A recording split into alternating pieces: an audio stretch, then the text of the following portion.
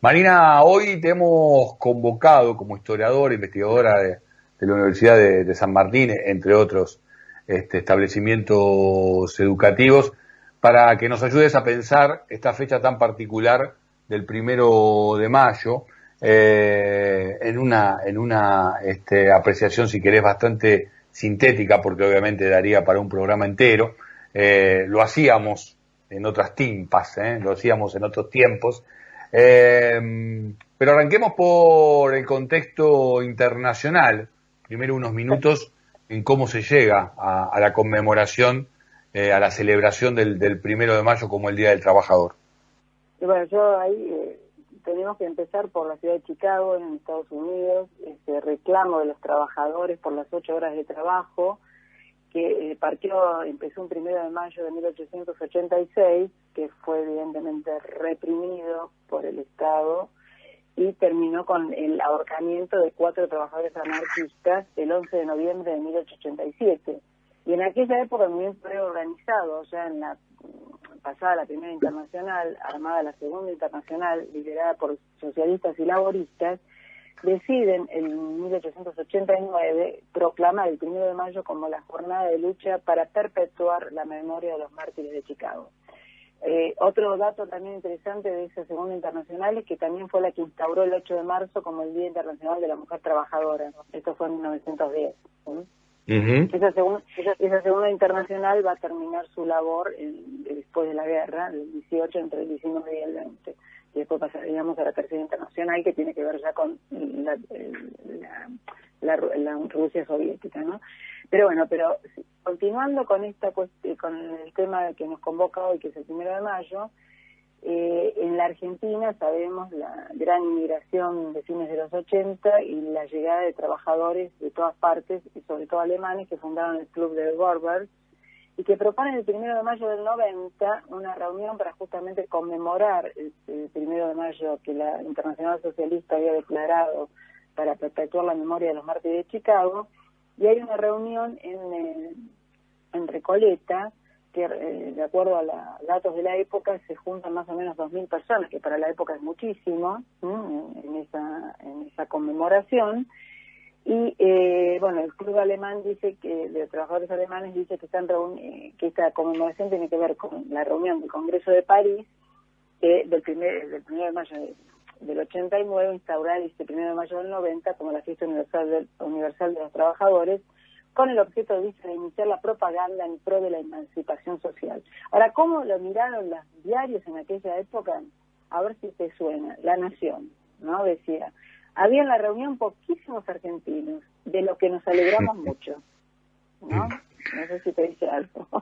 Sí, bueno, de hecho después salen todas las normativas con que tienen que ver con que los inmigrantes carecen de derechos para intervenir, claro, como actores sociales, ¿no? La ley de residencia de 1910 y la ley de defensa social de 1902 y la de defensa social del 10. Pero te sigo con la mirada periodística. La Patria, ¿no? Otro periódico decía: todos los oradores hablaron en el sentido que era necesario que se aumenten los salarios y disminuyan las horas de trabajo, lo que es algo que sobrepasa los límites de lo excelente. Fíjate vos. Y el sobrepasa los límites de lo excelente, de lo excelente. Ya. Nunca me gustó el calificativo excelente, mirá, y ahora que me lo pones en ese contexto mucho me empiezo a entender por qué nunca me terminó de gustar esa forma de calificar. Está bueno todo lo que estás marcando, porque a ver, lo que nos hace pensar es que aquello que creemos como natural y como normal, porque hoy por hoy conforma lo que son las normativas de los convenios colectivos de trabajo y la propia ley madre del trabajo, que incluye, entre otras cuestiones, no en todos los países, pero en nuestro país el derecho a huelga, bueno, las 8 horas de jornada, el tema del aguinaldo, el sueldo anual complementario, las vacaciones, en aquellos tiempos no existían, o por lo menos no regían como correspondía, ¿no? No, tal cual. Fíjate, después te leo otra del Nacional, que decía: bien dibujadas las diferencias que aquí, como en todas partes, dividen a los obreros en dos grupos, anarquistas y socialistas, ¿no? Bueno, también hablando de los conflictos que había internamente entre estos dos sectores. ¿Quién instauró por primera vez, por ley, la jornada de 8 horas de trabajo? Fue el 28 de abril, fíjate vos, del 30, o sea, unos meses antes 3-4 meses antes del golpe de Estado del 6 de septiembre, Hipólito Yrigoyen instaura la jornada del 28 de abril, el 28 de abril, la jornada del 1 de mayo como fiesta del trabajo, porque decía que es universalmente tradicional consagrar ese día como descanso del trabajo. Pero ¿cuándo vamos a llegar a que esto genere, digamos, sea la fiesta de los trabajadores? A partir del primer gobierno peronista del 1 de mayo del 47, donde ya todos los años la propuesta era festejar el 1 de mayo con un discurso del secretario general de la CGT, luego otro de Evita y finalmente la palabra de Perón. Y también había números artísticos que convocaban a Hugo del Carril, Antonio Tormo, los hermanos Árboles, Ábalos, donde digamos las figuras populares, ¿no?, del folclore y el tango, dos elementos culturales justamente que se van a rescatar con el peronismo desde el interior y el resto del país hacia Buenos Aires, ¿no? Y además con la labor de la radio también. Después se elegía con desfiles de carrozas y se elegía la reina del trabajo, y bueno, y evidentemente el peronismo. Perón, ya desde el golpe de Estado del 4 de junio del 43, cuando asume el Departamento Nacional del Trabajo, que después consolida como Secretaría General de Trabajo y Previsión, ya ahí Perón rescata viejos intentos de leyes que los socialistas pasaban y nunca se lograban poner en práctica, y entonces, por ejemplo, se instaura el seguro social, la indemnización por despidos, siendo proporcional a la antigüedad en el trabajo, la jubilación, el estatuto del peón de campo, que revoluciona las relaciones entre el capital y el trabajo en el área rural, los tribunales de trabajos, las mejoras salariales y el aguinaldo, ¿no? Y también prohíben el trabajo femenino antes de las 7 de la mañana, se reconocen las asociaciones profesionales, se organizan los sindicatos por rama, la afiliación sindical no es obligatoria, y se le da personería gremial a un solo sindicato por rama, y también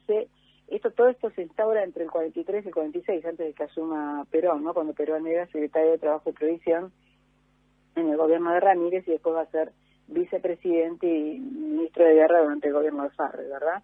Sí, de hecho, Marina, digamos, muchas de aquellas normativas son las que han marcado la vida de los derechos laborales, que son ejemplo en muchos países de la región y también en algunos países del mundo entero, ¿no? En lo que tiene que ver con la idea de organizarse colectivamente para tener más fuerza. Nosotros siempre decimos que después uno puede estar a favor o en contra, marcar errores, o más que errores de tal o cual dirigente, pero la idea de que la defensa de los derechos de los trabajadores, de los laburantes, sea de manera conjunta, está más que justificada, ¿no? Y es más que entendible, más en tiempos como los actuales, donde obviamente cada vez es más importante y más obscena el tema de la concentración, ¿no? Exacto. Y vos sabés que, bueno, más que nada recordar, por ejemplo, que cuando se armó la CGT en la Argentina, después del 6 de septiembre del 30, el golpe de Estado lleva a los trabajadores a la unidad para poder salir en defensa de sus derechos, ¿no? Que les costó bastante, sangre, sudor y lágrimas, como dicen, ¿no? Exactamente.